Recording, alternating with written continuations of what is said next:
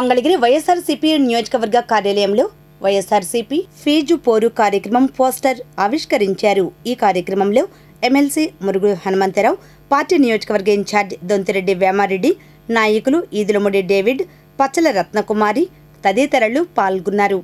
అనంతరం వారు మాట్లాడారు. అంటే విద్యార్థులకి ఇస్తానన్నవి ఇవ్వకుండా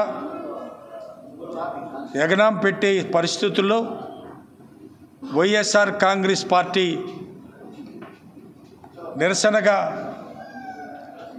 రేపు ధర్నా కార్యక్రమాన్ని చేపట్టింది. గుంటూరులో 5వ తారీఖున విద్యార్థి విభాగం అందరూ కూడా 5వ తారీఖున గుంటూరు కార్యక్రమానికి హాజరు కావాల్సి ఉంది.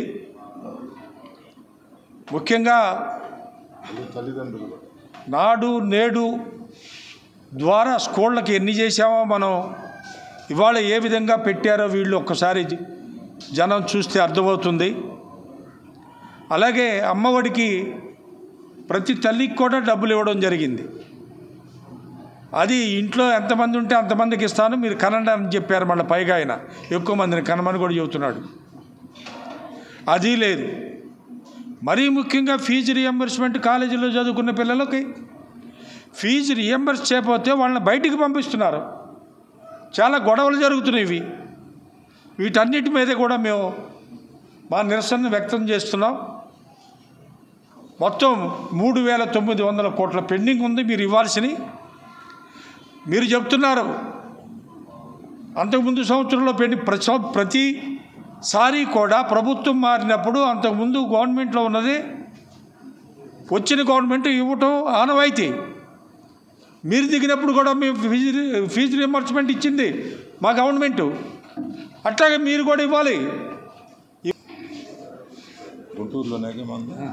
గుంటూరులో జరగబోయే ఫీజు పోరు వాటికి మంగళగిరి నియోజకవర్గం నుంచి ఎక్కువ మంది కార్యకర్తలే కాకుండా పిల్లల తల్లిదండ్రులు కూడా పిల్లలతో సహా రావాల్సినటువంటి అవసరం ఉంది.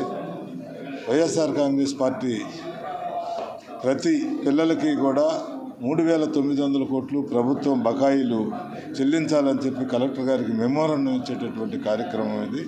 మనం నిరసన తెలియజేస్తున్నాం పార్టీ తరఫున.